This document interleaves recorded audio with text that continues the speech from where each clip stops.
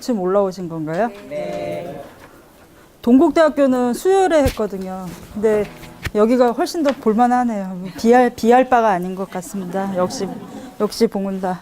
그래서 저희가 지난 2시간 동안 중국 불교, 그러니까 인도에서 만들어진 불교가 그 중앙아시아 서역을 거쳐서 그 중국에 어떻게 전해졌는가, 그리고 그것이 어떠한 그런 역사적인 맥락 속에서 그 자기화, 그러니까 중국에서의 불교가 아니라 중국 불교라고 그 이름할 수 있는 그 자기화 과정을 어떤 식으로 거쳤는가, 그리고 그것이 그 이제 한국, 일본에 어떤 영향을 미쳤는가, 이제 이번 시간, 다음 시간까지 해서 그렇게 해서 그 성립된 한국 불교사에 대해서 이제 또 말씀을 드리겠습니다. 근데 마찬가지로 그 학교에서 같으면 지금 이거 뭐 48시간, 45시간 동안 공부해야 되는 거 4시간 안에 끝내라 그래서 역시나 또 고민이 깊었는데, 그래도 그 아무래도 이제 어떻게 그 그러니까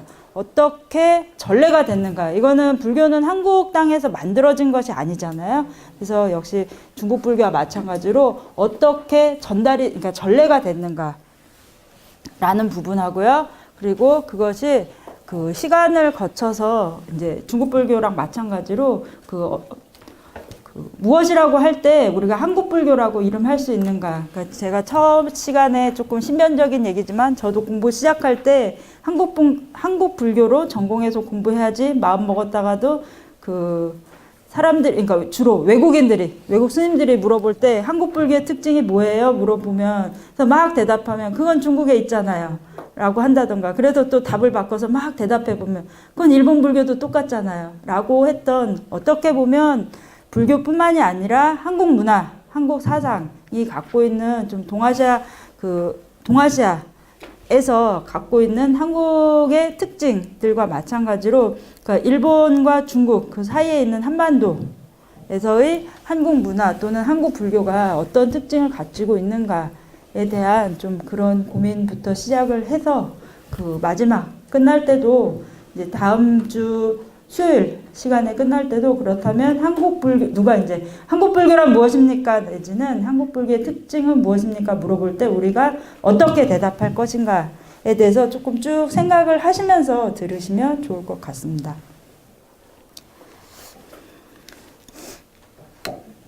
이거 확실히 공부는 만화를 해야 돼요. 그래서 요새는 그 학습 백과사전 이런 것도 만화로 이렇게 잘 돼 있어요. 그래서 보면 그 한국의 불교가 어떻게 전달됐는가 할 때 이제 어린이 백과사전 들어가서 보면 이렇게 그 만화로 잘 고구려 백제 때 들어왔다라고 설명이 되죠.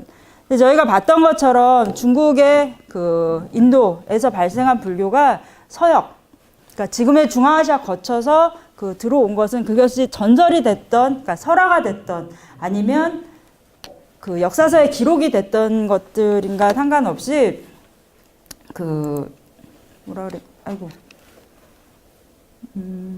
적어도 그 1세기 전후로 그것이 설화가 됐던, 그 역사서가 됐던 1세기 전후에는 중국에 그 불교가 들어왔다라고 저희가 얘기를 한다면, 그렇다면은 한국에는 언제 들어왔는가? 이게 왜 안 될까요?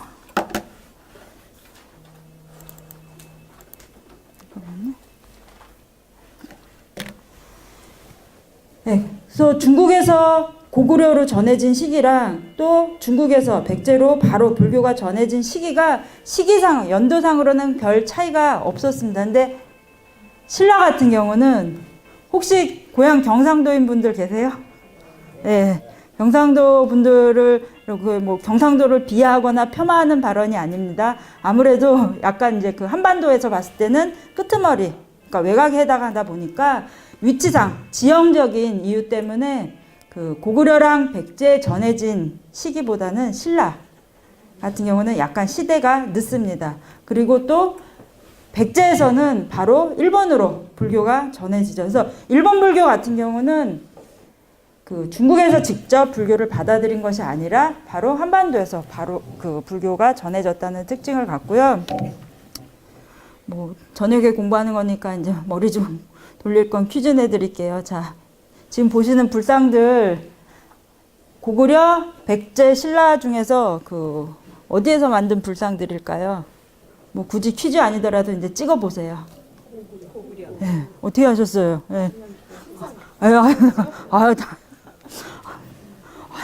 대단하시네요. 어떻게 한 번에 다 이렇게 하시지? 그래서 지금 거의 한반도에서 출토된 불상들 가운데서는 최초 그 거의 초기에 해당합니다. 그래서 이 불상 같은 경우도 불상인지 그냥 앉아있는 그 사람의 모습인지 헷갈리실 수도 있지만 바로 서울 뚝섬에서 발견됐고요. 그 고구려 불상이고 시기상으로도 한국 그 불교 미술 또는 한국 미술사에서 굉장히 초기의 불상에 해당합니다. 그래서 그 고구려 같은 경우는 372년에 소수리망 2년 때 그래서 인도에서 들어온 것이 아니라 중국의 전진왕 부견이라는 사람이 이거 지난주에 말씀드렸던 거라서 또 전생 기억돼서 기억 아마 안 나실 텐데요. 그 전진의 왕 부견 같은 경우는 불교를 일으키기 위해서 굉장히 고승을 데리고 오기 위해서 그 10만 대군을 이끌고 강남에 가서 그 정말로 양양을 땅을 정복을 하고 그 도안 스님이라는 큰 스님을 모셔온다던가 그럴 정도로 불교를 위해 그러니까 불교의 어떤 홍법 불교를 그 굉장히 그것이 정치적인 이유가 됐건 종교적인 이유가 됐건 굉장히 불교를 숭상한 그런 그 왕이었습니다. 근데 부견이 무엇을 보내냐면 고구려 소수리망 때 사신을 보내면서 스님을 같이 보내요. 그리고 불상과 경전, 불교 경전을 같이 보냅니다. 2년 뒤에는 그 또 다른 스님, 아도라는 스님이 이제 그 역시 마찬가지로 들어오세요. 그러니까 중국에서 고구려로. 그렇게 해서 바로 초문사랑 이불란사라는 즉 한반도에서 최초로 불교 사찰이 건립이 됩니다.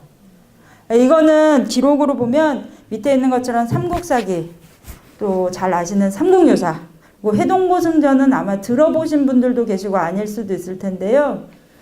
그 고승들 그 불교를 홍보하는데 많은 업적을 남긴 그러니까 쉽게 말하면 이름 있는 스님들의 전기 근데 해동이니까 그 중국 기준이죠. 중국 기준으로 바다 동쪽이니까 이 한반도 한국의 고승들의 전기를 모은 책이에요.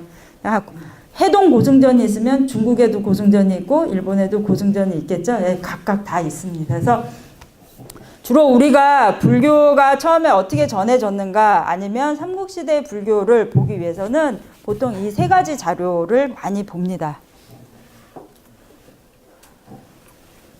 고구려에 의해서 384년에 그러니까 침류왕 때 백제 같은 경우는 그 아까 전진왕 부견이 고구려에 스님과 불상과 그리고 불교 경전을 사신을 보낼 때 그러니까 외교 사절단 보낼 때 함께 보냈다 그랬잖아요. 백제도 마찬가지인데 지역이 달라요. 아까 부견의 전지는 중국으로 치면은 그러니까 황하 기준으로 해서 북쪽이에요. 그러니까 화북이라고 부르는 북쪽이고 지금 여기 있는 동진 같은 경우는 그 황하 기준에서 남쪽, 그러니까 강남 지방이 되거든요. 그래서 동진의 그 왕이 역시 동진의 왕이 아니라 동진에서 호승 오랑캐 호자잖아요. 요새는 이제 오랑캐 이렇게 하면은 제노포비아 되는 거죠. 인종차별 되니까 그 이제 비한족 내지는 북방민족 이런 표현 많이 쓰는데요. 원문 그대로 하면 호승 마라난타가 동진에서 백제로 왔더니 왕이 예경을 표했다. 그리고 이어서 바로 그 다음에는 절을 만들고 스님 10명을 출가를 시켰다. 라는 기록이 또 삼국사기, 삼국유사, 해동고승전에 있습니다. 그러니까 여기서 하나 생각해 볼 점이 있는데요. 중국 스님도 아니고 인도 스님이 오신 거거든요. 근데 그 스님이 복색을 한번 생각을 해보시면 좋을 것 같아요. 머리카락도 없고 가사를 수화해서 어깨는 드러내고 그렇죠? 그리고 또 중국인 스님도 아니고 인도인 스님이에요. 호승. 외모가 당시 사람들 기준으로 384년에 살았던 한반도에 살았던 백제 사람 기준으로 봤을 때는 모양이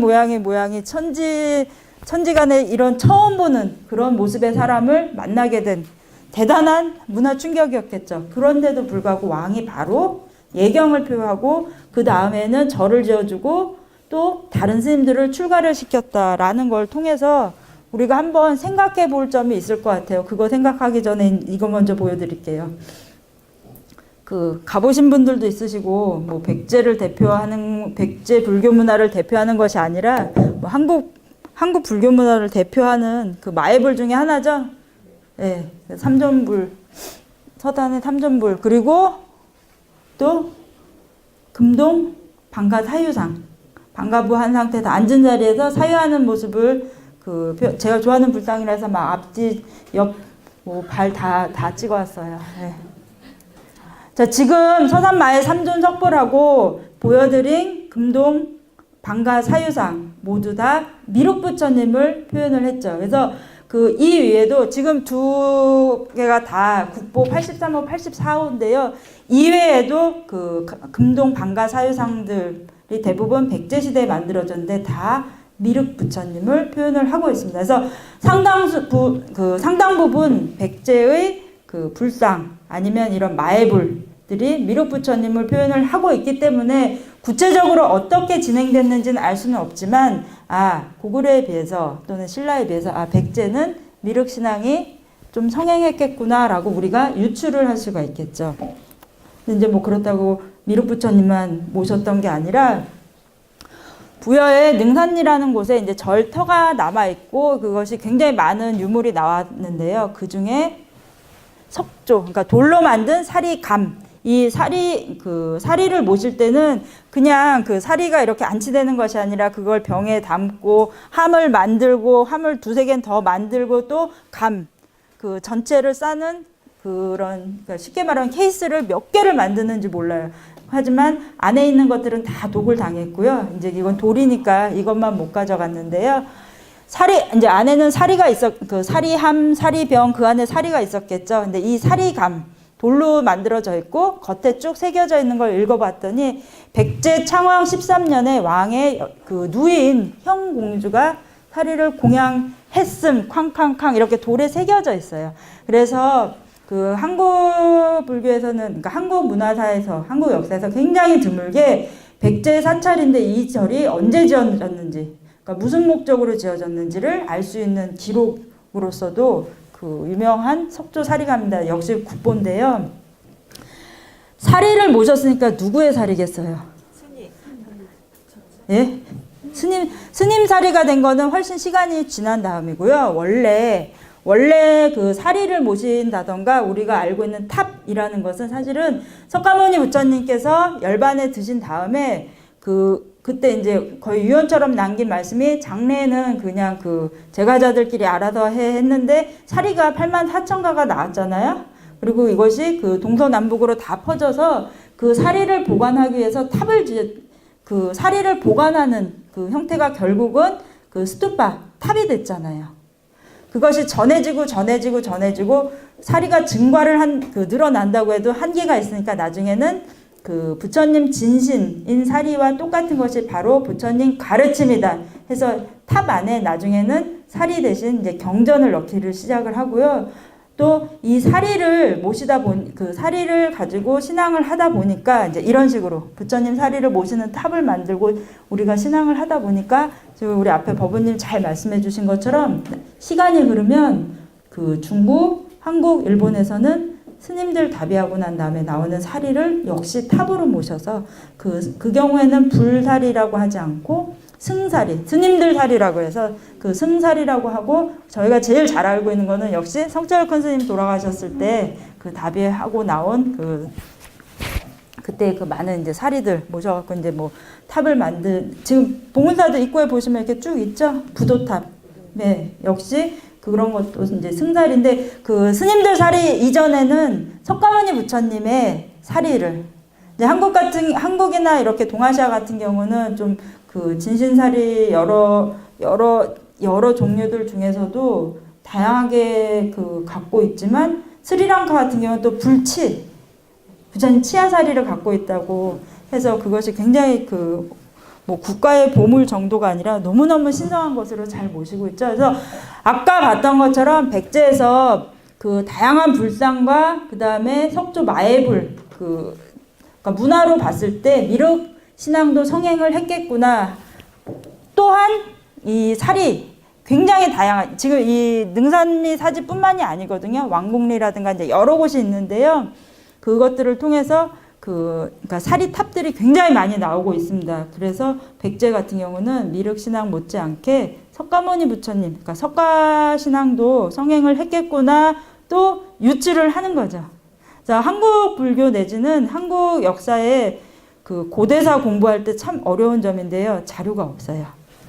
지금 우리가 아까 삼국사기 삼국유사라고 해도 이거 고려 때 쓰여진 거예요. 12세기, 13세기에 삼국시대 얘기를 한 건데 중국이나 일본 같은 경우는 우리의 삼국시대에 해당하는 그 당시에 쓰여진 그 기록들이 굉장히 많이 있기 때문에 한국과 비교하면은 고대사 공부할 때 그래도 자료를 활용을 할 수가 있는데 한국은 이 시대 옛날 거를 그 1000년도 더 된 거 뒤지려면 자료도 3가지밖에 없고 그 자료들도 다 고려시대 것이기 때문에 이런 문물이라든가 상대적으로 그 일본이나 당시의 중국 그 자료들을 좀 많이 볼 수밖에 없더라고요.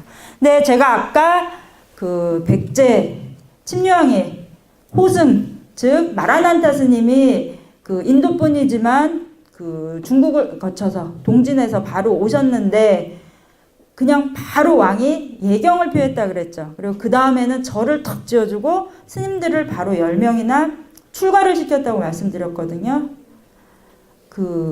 다시 한번 말씀드리지만 머리카락도 없고 어깨도 드러낸 차림에 더구나 똑같이 보는 이 아시아, 같은 아시아라고 해도 인도 사람이 왔는데 아무 거부 반응 없이 어떤 경계심 이런 것들 없이 환영합니다 하고 바로 받아들이기가 쉬운 일은 아니거든요. 그래서 어떻게 해서 이렇게 그 기록상에 남겨있는 불교가 공식적으로 인정을 받았다, 공인됐다라는 기록에서 이렇게 불교가 자연스럽게 받아들인 것처럼 묘사가 됐을까라고 이제 생각을 해보니까 그러면 아마도 이런 공식적인 전래 기록 이전에 좀 민간이라든가 좀 다른 기록들이 있지 않을까.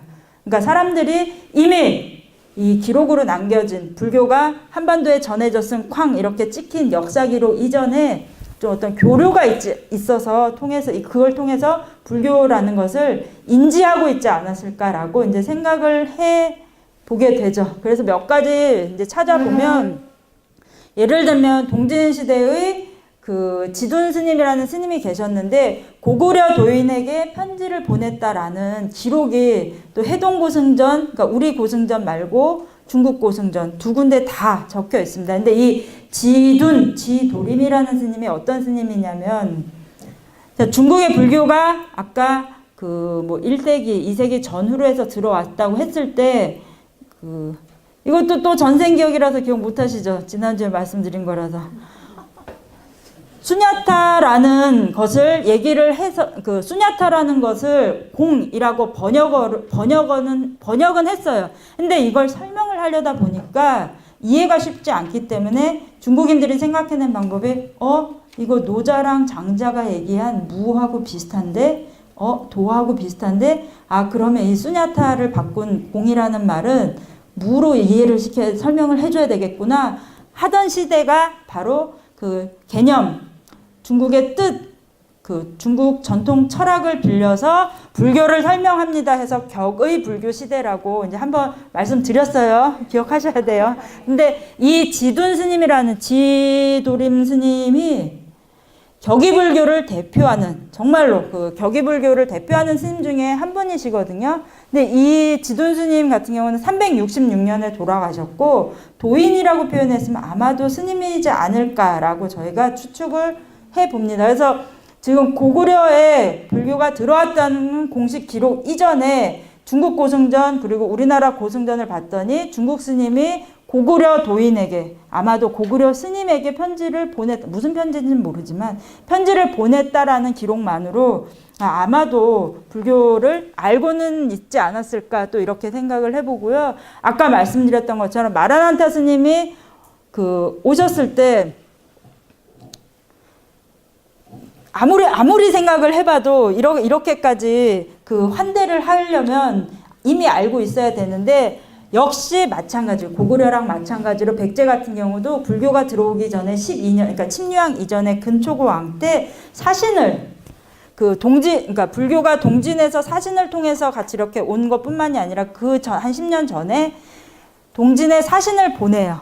근데 동진이라는 그 나라 자체가 아까 말씀드렸던 것처럼 굉장히 불교가 성행한 지역이었기, 그런 시대의 중국 그 왕조였기 때문에 아마도 백제 역시 불교를 정식으로 이렇게 그러니까 공식적으로 받아들이기 이전에 불교의 어떤 외교 관계를 통해서 불교라는 것을 인지는 하고 있지 않았을까라고 저희가 또 추측을 하죠. 근데 이제 문제는 신라죠. 아까 굉장히 시기상으로 다른 고구려 백제가 굉장히 한 10년 상간으로 불교를 받아들인 것과는 너무너무 다르게 약간 시간차가 있잖아요. 그래서 왜 더구나 유명한 2차돈의 순교를 거쳐서야 겨우겨우 불교가 받아들여지는데 예를 들면 이제 삼국사기에 이런 기록이 있어요. 그러니까 법홍왕 때 얘기인데 2차돈 순교 다음의 기록인데요. 고구려에서 묵호자라는 사람이, 그러니까 법홍왕 이전에 눌제왕 때 고구려에서 묵호자라는 서역의 스님이 역시 또 인도 스님은 아니지만 어쨌든 서역의 스님이 와서 모래라는 사람의 집에 있었다고 해요. 근데 이때 마침 양나라에서 신라에 무엇을 보내냐면 옷과 서적과 향을 보내요. 근데 왕이 이걸 받기는 받았는데 이게 어디에 쓰는 물건이 처음 보는 것이기 때문에 향을 받고서 어디에 쓰는 건지 감을 못 잡았어요. 근데 향이라고 해서 또 지금 법당 가서 꽂으시는 것처럼 이렇게 선향 생각하지 마시고요. 예, 예. 태우는 나무를 태우는 그런 옛날 향 생각하시면 되거든요. 근데 무엇인지 몰라서 전국의 사람들한테 물어보는데 묵호자가 이제 대답을 하죠. 이건 향이라는 거고요.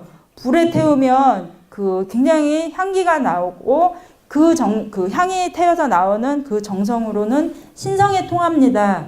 신성 중에서는 이 신령스러운 신성 중에서는 삼보만한 것이 없습니다라고 대답을 해요. 그러면서 향을 태우고 발언을 하면 반드시 왕께서 원하시는 것을 이룰 수 있습니다. 라는 것까지 이제 그러니까 설명을 쭉 해줘요.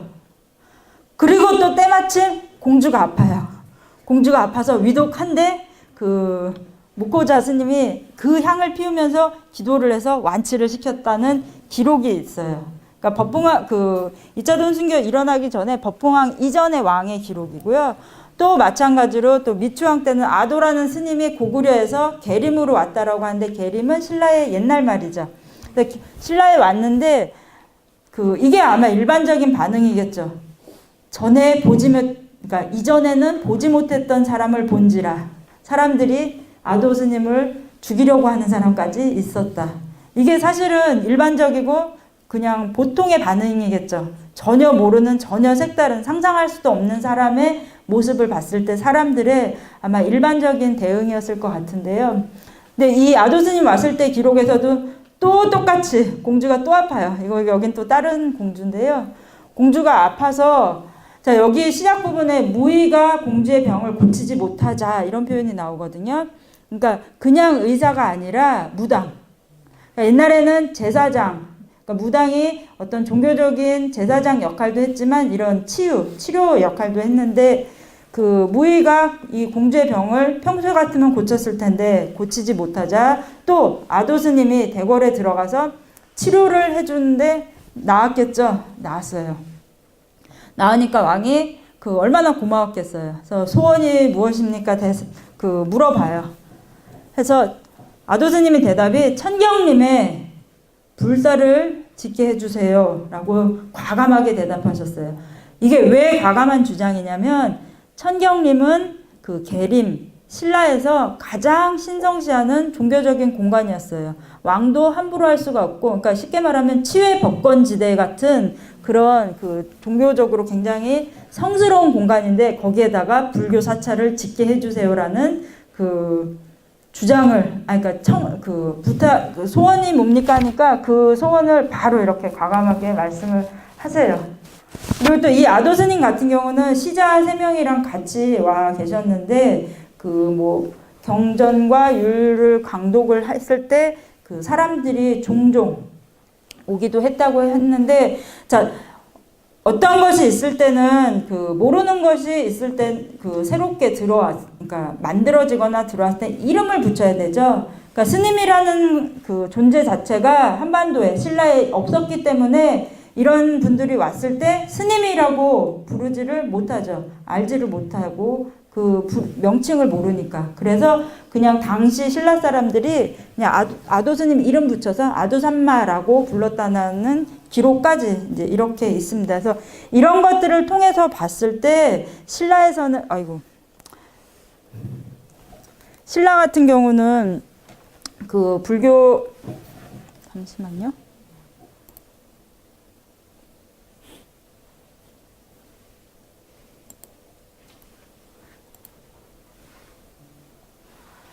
신라 역시 백제 고구려와 마찬가지로 공식적으로 받아들이기 이전에 불교를 알고 있지 않았을까. 그리고 지금 계속해서 보는 것처럼 고구려에서 중국에서 직접 들어온다기보다는 지역적인 그런 그 위치, 그러니까 지역적인 환경 때문에 고구려에서 불교가 들어왔고, 또 아까 양나라에서 사신을 보내면서 향까지 같이 보냈다라는 기록을 통해서도 아마 그 외교관계 통해서 이렇게 공식적으로 2차돈 순교 이전에 불교가 그 사람들 그 알고는 있지 않았을까라고 이제 추측을 해보죠. 역시 마찬가지로 법흥왕 같은 경우도 2차돈의 순교를 통해서 불교가 공인되기 몇 년 전에 양나라에 사신을 보내요. 근데 이때 양나라 황제가 바로 중국 역사상 그 봉불 부처님을 가장 그 받들었던 양무제입니다. 자비도량 참법의 그 앞부분에 나오는 그 구렁이가 된 부인 치씨를 위해서 참법 기도를 만든 그 양무제. 그리고 정말 그 중국 역사에서 그 나중에 역사가들이 평가를 하죠. 그러니까 황제가 절을 너무 많이 지어서 양나라가 망한 거다라고 말을 듣게 한 그 양무제입니다. 그러니까 사신을 보냈는데 당시 황제가 중국 역사의 최고의 그 불사를 해낸 양무제라는 것을 통해서도 아마 그 사신들이 되돌아왔을 때는 신라의 불교의 존재를 어느 정도 알리지 않았을까라고 또 추측을 하죠. 제가 아까 시작할 때 말씀드렸어야 되는데 깜빡하고 말씀을 안 드렸는데요. 교재에 보면은 뒷부분에 이제 목차가 쭉 있어요. 그래서 제가 고민하다가 지금 뒤에 부분에 나오는 목차가 사실은 조계종 포교원에서 나온 한국불교사 그 목차예요. 그래서 기억이 안 나시면 제목이라도 기억을 하시면 이것이 바로 한국불교사 순서다 해서 썼고요. 지금 교재에 있는 내용들하고는 조금 다르게 자료가 조금 더 보완해서 나간 거기 때문에 혹시 나는 이거 갖고 언제가 될지 모르지만 복습하겠다 하시는 분들은 이메일 주소를 우리 노치은 사무관님한테 이메일 주소 알려주시면 통해서 PPT는 그대로 드리는 걸로 하겠습니다. 뭐 당장 지금 하지 않더라도 언젠간 한번 복습하겠다 하시는 경우에는 이메일 주소 남겨주시면 그렇게 자료 전해드리는 걸로 하겠습니다. 그래서 그 외에도 사실 몇 가지 경우가 더 있는데요. 실성왕 같은 경우에는 고구려에 인질로 잡혀갔다가 3년 뒤에 되돌아와요. 근데 이때가 불교가 이미 고구려에 어느 정도 전래가 되고 난 시점이었기 때문에 역시 돌아와서 바로 왕이 되는데요. 실성왕 역시 고구려에 인질로 3년 동안 가 있었기 때문에 불교를 알고서 돌아오지 않았을까. 왜 또 이렇게 생각을 하냐면 그 다음 왕들 이름이 자비, 지혜를 증득하는 지증 이런 식으로 굉장히 불교적인 왕명을 사용하고 있기 때문에 그렇지 않을까라고 또 추측을 해볼 수가 있고요. 그 다음에 삼국유사에 보면 488년에 의처증이 아주 심한 비처왕이 왕비를 의심을 하다가 못해서 의심을 한 끝에 여기서 말하는 일관은 하늘의 해, 달, 별자리를 보고 점을 치는 사람들을 그런 관직을 가진 사람들을 얘기를 하거든요. 그러니까 점 치는 관직의 일관에게 물어봐서 아무래도 의심스러운데 했더니 답을 내놔요. 이 일관이.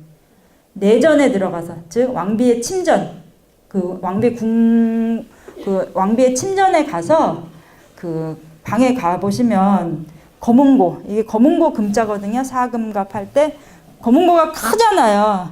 근데 그냥 세워두는 게 아니라 케이스 안에 검은고를 넣어주잖아요. 그걸 화살로 한번 쏴보세요. 해요. 이 의처증 심한 비처왕이 쐈어요.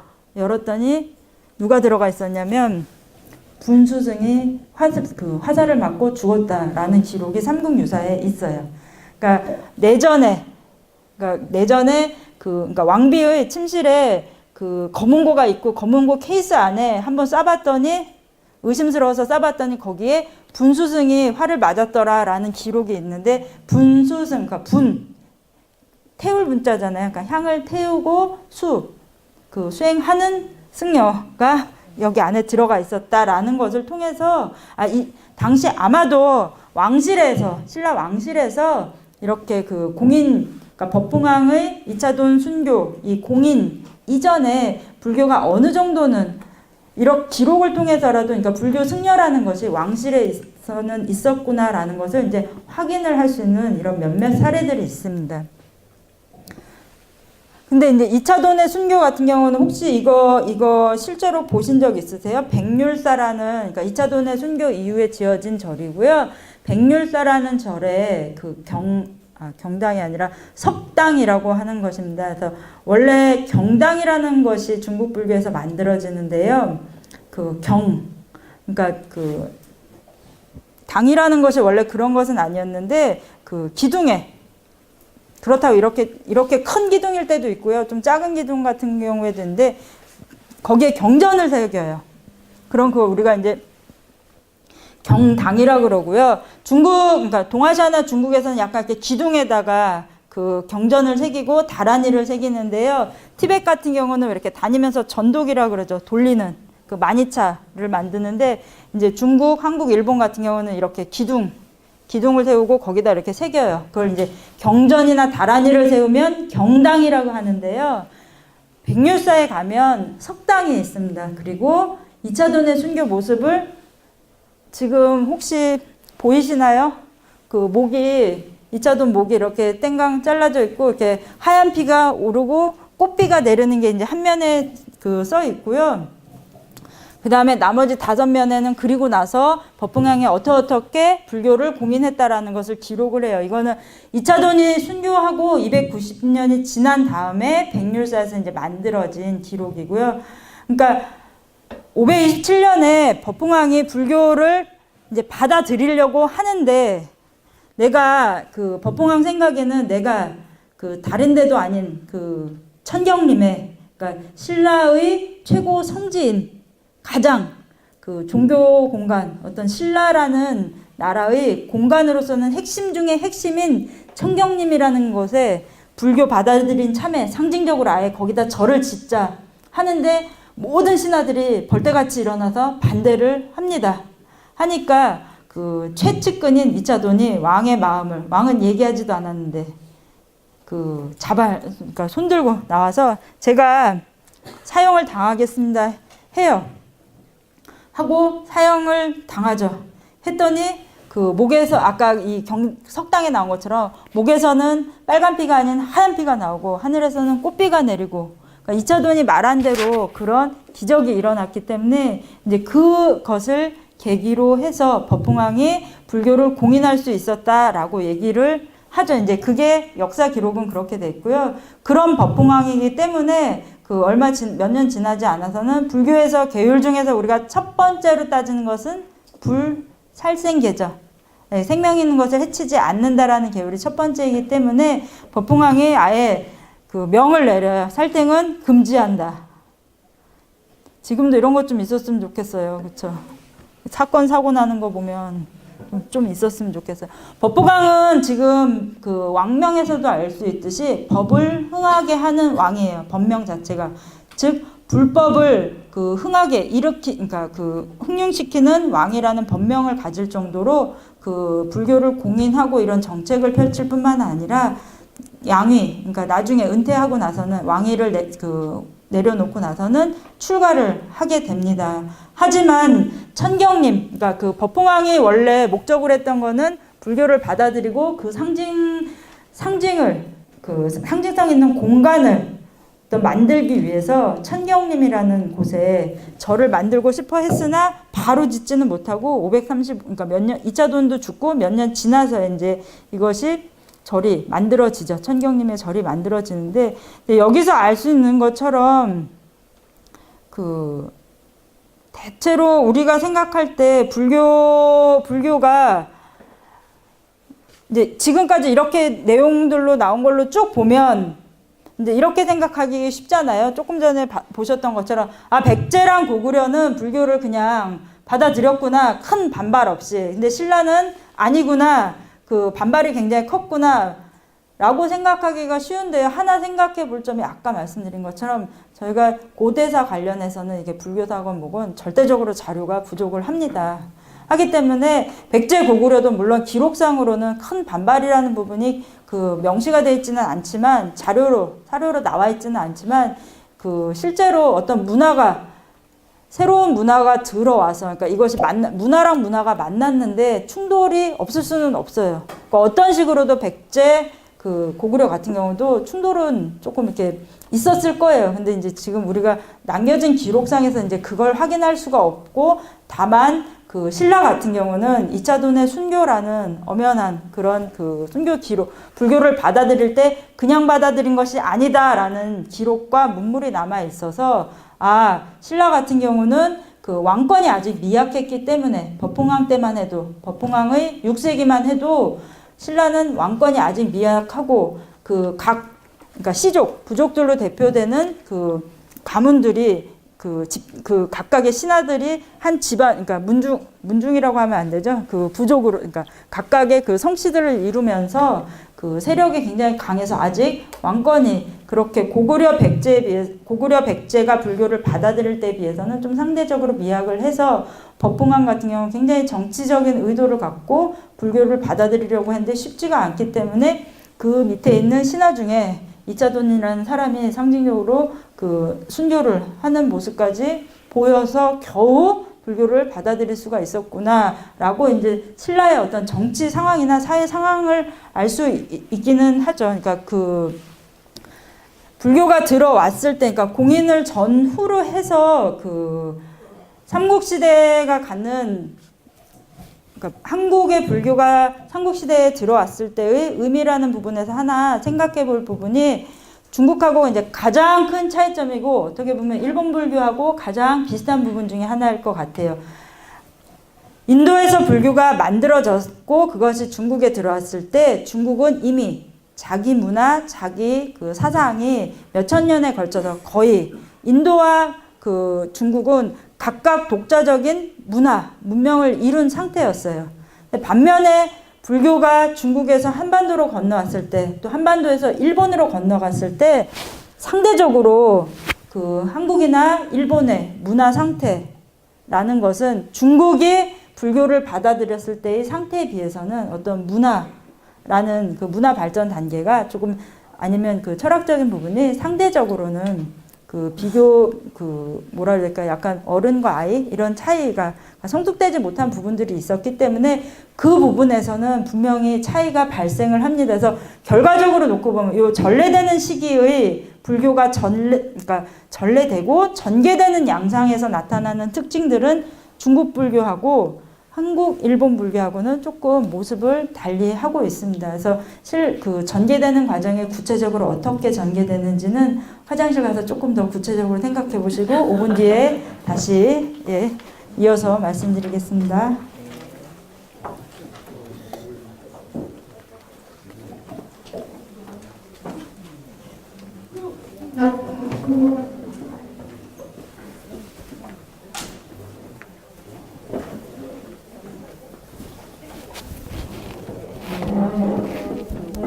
네.